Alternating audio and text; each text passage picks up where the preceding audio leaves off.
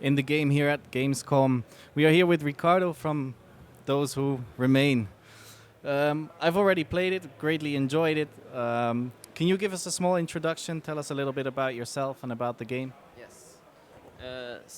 Like I said, I'm Ricardo. I'm from Camel 101.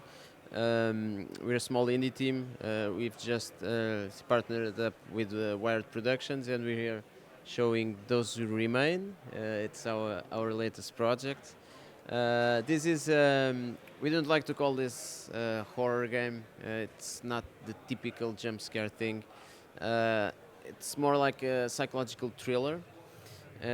We have two kind of unique mechanics here. One of them is that the player can never go into the dark. There are some strange, mysterious figures in the dark that will attack the player if he steps close. So the player always needs to find a light source to scare these figures away. And the other mechanic is that the player needs to travel to a different reality, which works a bit like the Upside Down on Stranger Things. What happens in one reality affects the other. For example, the player might find a closed door in one reality, he travels to the other, unlocks the door, and when he gets back, the door is open. It's not very gory or graphical, but the story is very intense. It addresses things like bullying, suicide, infidelity. Because we didn't want just to make a ghost story, we wanted to create an emotional narrative about choices and consequences that maybe after a player finishes playing, he can reflect on the choices that we make and how these choices affect other people. Yeah, and that's exactly what we've seen right off the bat. We've been confronted with themes like alcoholism, suicide, infidelity. Could you tell us a little bit more about Edward and what he's going through and how it relates to the struggles he will be facing in the alternate realities and the darkness? Sure. Edward is the main character.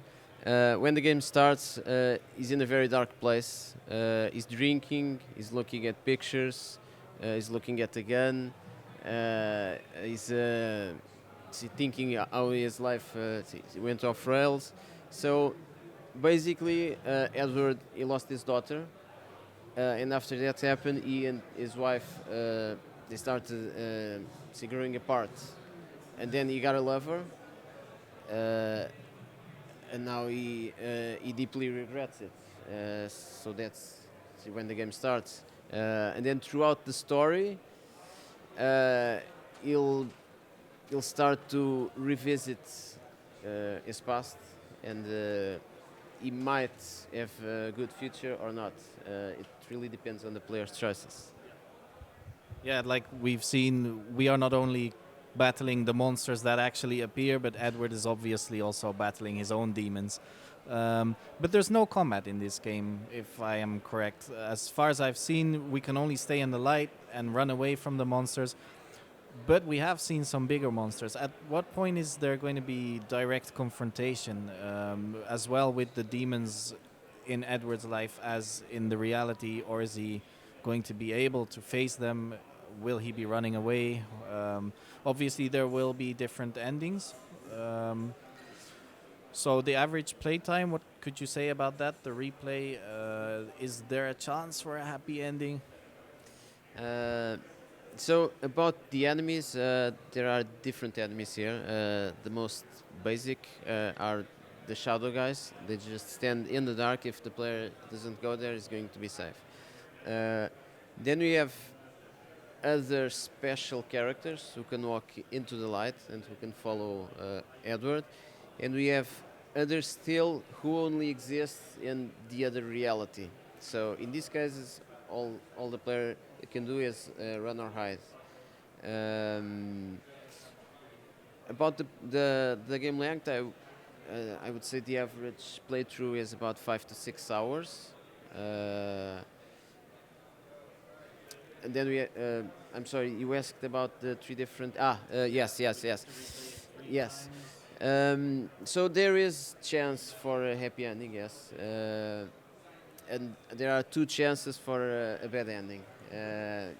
One of the endings is bad, the other is very bad, horrible even. All right. Could you tell us a little bit about the planned release for the game? When can we expect it? So this game is coming for PC, PS4, Xbox One, and Switch. We expect to release it until the end of the year, possibly in the first week of December, but it's not yet set on stone. So let's see.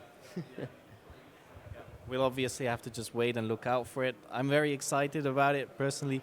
Is there any last words you have for the community, for the fans who are waiting? This